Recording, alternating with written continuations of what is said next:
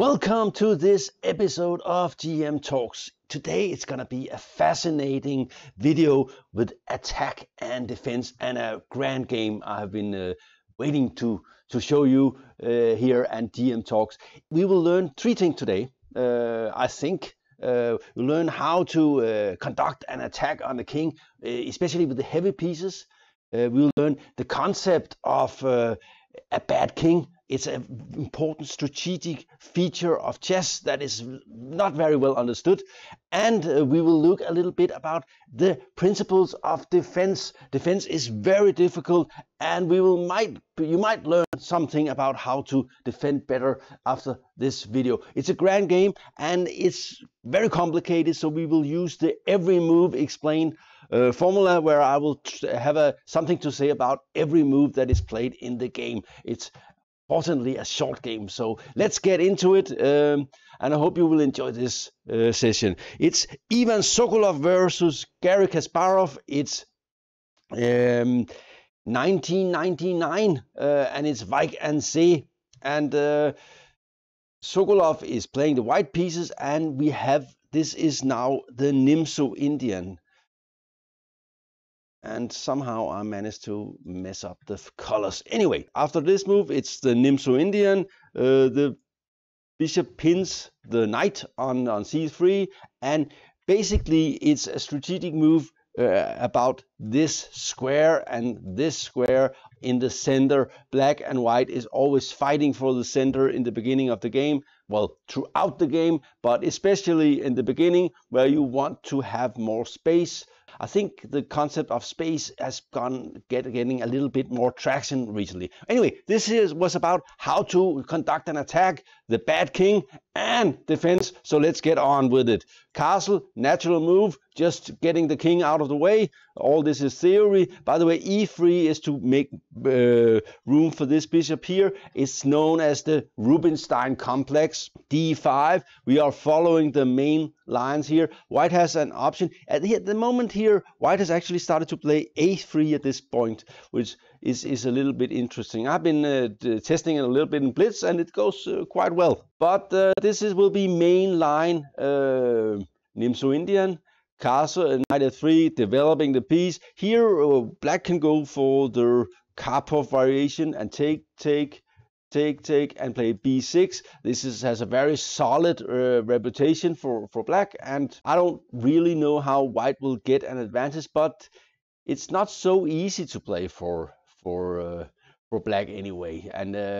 And some players like another approach. Also, white has some forced draw on that line. So instead of that, Kasparov, of course, go for knight c6, which is the main move. And I think an a3, attacking the bishop, asking it to go. It can go here, but the main move is to play here. And after this move, black has different options. You can play b6 is a move, and d takes c4 is a move. Please notice a move like this would be quite bad because white will not take with that way. White will take this way, and white is already clearly better with the bishop pair and the space majority in the center.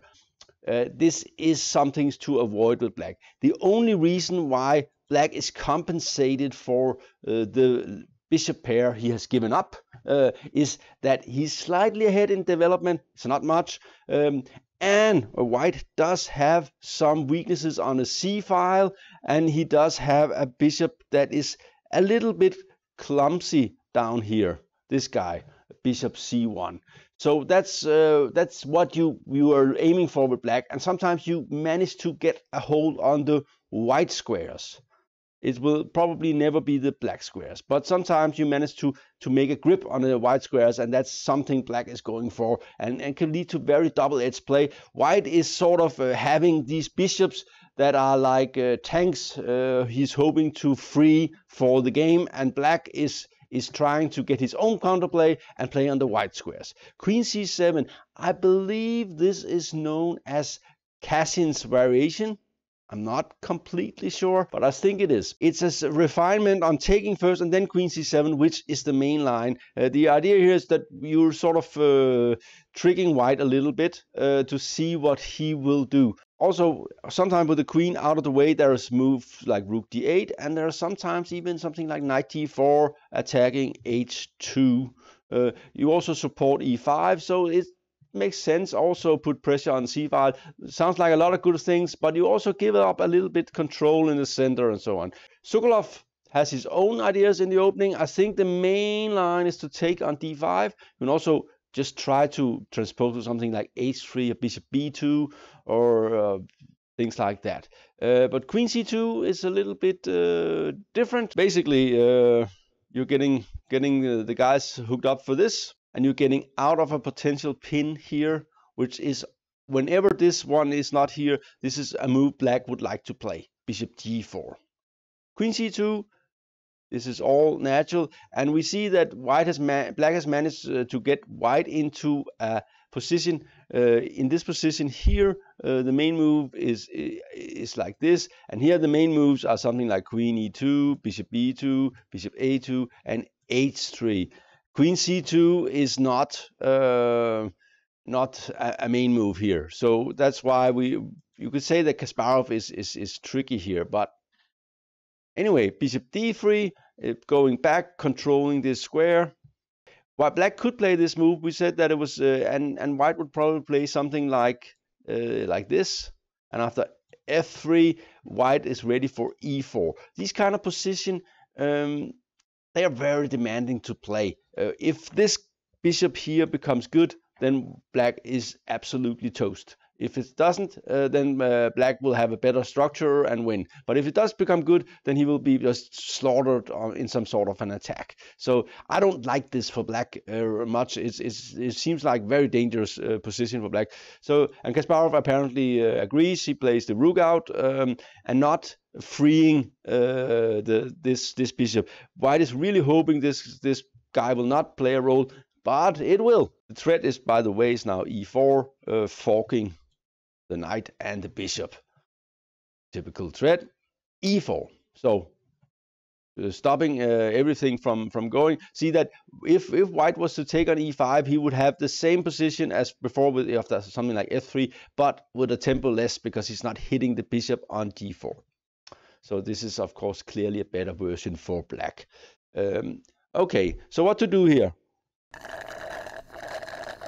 You could play c4, and it's probably a little bit equal. This move is the main move, and it looks natural to just say, okay, we're gonna go for it. Here, you of course you have to be careful. Something like this loses to this move, and due to the pin here, you're not getting your piece back. That would be very unfortunate. So. So in this position, you have to play a little bit different. And black goes bishop g4. And like I said before, this is a move black would really like to play a lot in the Nimzo-Indian. We're having a really sharp struggle here over the center. And to be honest, white has to be a little bit careful here, because black is extremely active and really coming out. But it's still theory, by the way. E5. And by the way, we're getting to the attacking part soon. Don't despair. E5, attacking the knight, and when the knight moves, it will be here. But of course, it was never the intention to move the knight. So black goes bishop takes f3, getting ready to play. Oops, sorry. I went a little bit fast. So black is ready to take here with the knight. So taking back is really bad. You're in serious trouble there. You lose a lot of pieces. So you have to take. There's nothing about it. And here, well, you also have to take on d4, just accepting that your king side is getting molested. Check. This was, of course, the plan. You were making this battery to win the h pawn, king h8, getting out of the way, and check. And this is how white managed not to lose a piece. Bishop b2 with a very strong pin here. And by the way, white is threatening to take here, and again this pin works to white's advantage.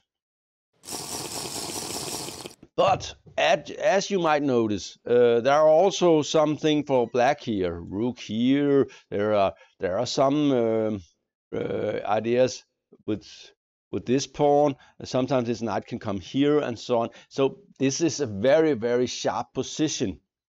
At the moment, it's also equally material-wise. Black has to cover this one, so this is a good move, also a natural move for Kasparov to make. He will always like to get all his pieces into the game. Kasparov will very seldomly, would very seldomly accept a position where he had passive pieces. So he's trying to always maximize all the activity of his pieces. This is, by the way, is very, very typical for players from Azerbaijan. And as you might know, Kasparov was born in Baku and grew up in the chess of Azerbaijan. And here white decides to take. He could play other moves at the moment. He could try maybe to play something like this. It's possible. I'm not completely sure which move is best. The commentators in my chess-based files, there are a lot like McShane and Tasnik and Wells. They're also arguing a little bit here. You could also argue for something like this to try and remove the pin. But this looks natural. This looks really natural. Just, I'm a piece up, and you cannot take my queen. You cannot take this one due to this really, really annoying pin here. And notice that something like this is not good because the pin still works. So just take it. So rook a8, that's the idea. Now the bishop cannot move, this bishop here, due to the threat on h2. So what to do about that? And actually, it's a very serious threat. You have to accept this threat, but that something will have to be done about it. It's not something black is simply threatening to take there, and then you can't defend h2. So what to do? The best defense is king h1. Looks a little bit crazy to go into this. This thing here with and so on, but you need something like this to defend on h2, and at the moment this pin still works for white. By the way, pins are interesting. Sometimes they are a little bit unreliable, but in general they give the one who's pinning a little bit more options. Sometimes you can postpone something, but when you're pinning a piece to the king, the piece can never do anything. So here Kasparov was. This is, by the way, still theory and something you could look up with an engine. Here, the best move for black is apparently to play king f8. So that's defense. So why is king f8 a good move? Well, this pin is really, really, really annoying. So black would love to have this resolved with the knight here. So now white is forced to do something about the pin, and black can always play something like this. And if, for instance, if you do this move, then rook, then this also threatens with even worse problems. So this looks really pretty scary for white. So don't go there. So the natural move would be queen e4. White is a piece up, but after something like f5, he will have to give up the piece. And here we see that both kings are in danger, but actually black's is maybe even a little bit more secure than white's, and black does have the better structure because this is ugly. So in an endgame, these pawns are over here might actually mean something. And a line after f5 could go something like queen h4. I think is a natural move. Check something like this. And of course, you should have to be careful. There is a don't allow the rook to get there with check. So you have to go. You have to run with the king. But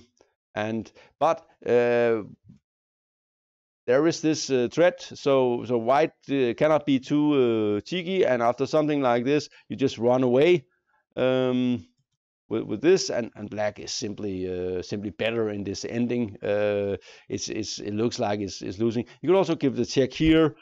Black would run, still threatening a mate on h2, and notice the very important defensive thing, that even though black's king is bad, white's king is also bad, but here black's king is escaping into somewhere a safe sort of, yeah, you would call it a castle actually in this case, and after something like this, you're just safe, run away, and this position was played in some I think correspondence game, and black won. It looks like well, black has a very strong d pawn. He has some serious pressure here. He has a very safe king and much better structure. So even though white is a pawn up, black is probably more or less winning here. I would not believe that most players would be able to defend this kind of position. Okay, that was a long line. So let's go back. Kasparov took, and that's probably not the best move, because it gives white time, which was what he needed. So this is an important concept. King f8 does not give white time, because then it steps out of the pin here. So get out of those pins. He took here, and white of course has to defend h2. So check, and king h8, getting out of the way. He had to defend the rook. Just if you're curious, so he could not here. King f8, then this is hanging. So king h8, just as noted. So the pin is still active. Really annoying. Rook g3, that's a nice move. Defending this one so it is not going lost, and especially defending this guy down here, but also preparing the other rook to come to the d file, and we are seeing this king is now in serious trouble because white is controlling the open files. Queen e5, centralizing the queen, covering this square, still attacking here, getting out of this annoying pin, and here. Now what? Now it's time to try and find a defense here. Kasparov found a very bad move in this situation. He had to sort of, I think something like this move is probably best. We could see it, and it's threatening mate, so it might be a good idea. And after something like this, you're also getting ready to get the rook active, and at the moment it's not clear how white should sort of improve the attack here. You also have this instead of something like queen c4. So this is probably very double-edged, but it's not clear how to proceed with white or black, actually. So a very difficult position to play. I'm sure everybody would lose this against a computer. Kasparov play a sort of, it looks like a smart move. Rook h4, defending this pawn here, giving some air to the king, but it's unfortunately it's not the best move, because white actually have a very strong move. This is kind of move you really have to look into. The thing is, the rook cannot really leave the h file. So after this move, it's a bit scary for white, because this would of course be a total disaster. So it's made in two moves. And here you have to move the queen, because after something like this, this pin is in serious trouble of all sorts. So what to do here? After f4, he probably have to create the queen h5, and white is still for choice here. He has a clear initiative. Maybe this move is best. I'm not completely sure, but it seems like white is better here. The black's king is not getting out, and probably you can play. You're probably threatening something like queen e4 and things like that. I don't know. The note seems to look like it's a good position for white. So f4 would probably have been very strong. I don't know if you can find a principle for a move like f4. It's one thing is certain. It's a move you have to be looking at when you are having these kind of positions. Something like this, when you can see that one of the pieces cannot take due to mate, then it should always be a consideration to play a move like f4. Taking away key squares is usually key in positions like this. Okay. He played king h7, and we missed the move here. White played queen c1, and I think he did not really see this f4, because there was no need to move the queen. But of course, it was a little bit annoying to have to live with this pin for a long time. He's also planning to do something like this, for sure. So that was probably part of the smart plan. The problem is that black can now probably get this, and after something like this, and he's probably defending okay again, because he managed to avoid the queen coming. If you do this, something like this, then the king can actually run again, and black is staying active, and it seems like it's more or less okay for black, this position, even though it looks very scary. Something like this. Oops, no. Yes, take, and here, and black is probably okay, even though it looks extremely dangerous.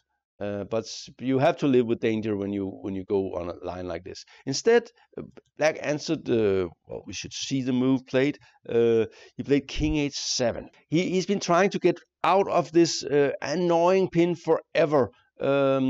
Problem is, it's not a good move. He was getting this square, but that square was not important anyway, because there's always the rook can never leave the h file anyway. And the problem is that white does have this move, and it's a great move. So what's the difference? He goes back, and before the queen was here, and now the queen was here, and now it's here. So the queen went here in one move, and but that makes a lot of difference, because in this situation, the queen, first of all, is not attacked. So that's important. But the thing is, you're trying to maximize the attacking potential of your pieces. And here, white just got delivered one tempo, and one tempo is enough. So that's why you should be really, really careful. For instance, like playing something like this, giving your opponent a check with tempo. Maybe what he didn't see was after something like this. Something like this is not. By the way, maybe he thought, I can play this move. Problem is this move, forcing the king back before you take the queen. So and of course this you will be mated with queen c1. So it's or bishop c1 or something. I don't know. For sure you're not surviving. And after this move, you will take and win the rook because of this double check with the bishop. So that didn't work. And f5 as another way of defending is not good either, because suddenly there is also the queen is suddenly having a little fun here. Check. Ooh. And after this you have this move.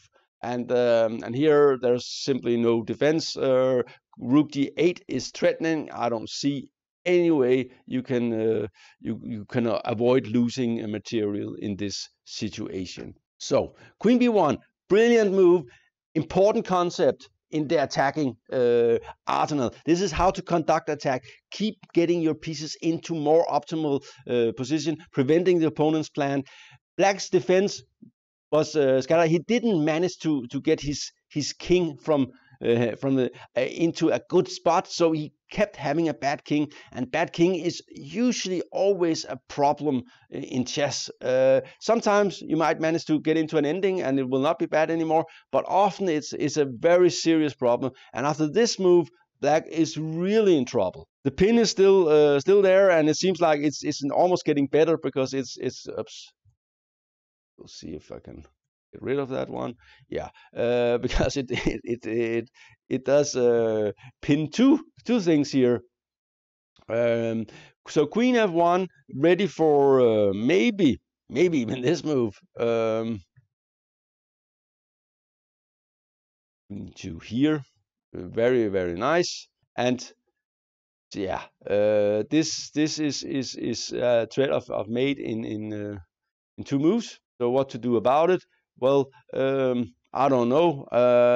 You might look at something and say, okay, what about F6 covering here? Well, then there is Rook H2, H3, and this is the kind of thing you're always looking for in this situation. So this creates the dual threat of this move, and there's of course no defense at all to that. So after Queen G2, the attack is simply too strong, and Kasparov resigned here at move 28, a sensational defeat for the then reigning world champion, who was clearly the best player in the world. So to sum it up, how to conduct an attack: try to get your pieces into attacking position and sort of go after try to destroy the opponent's coordination. For when you're defending, try to get out of pins for sure, and be careful not to get a bad king. And if you get a bad king, try to resolve it as fast as possible, or at least not to make it worse. I hope you enjoyed this episode of GM Talks with every move explained, and it was a pleasure recording it for you. Thank you for watching.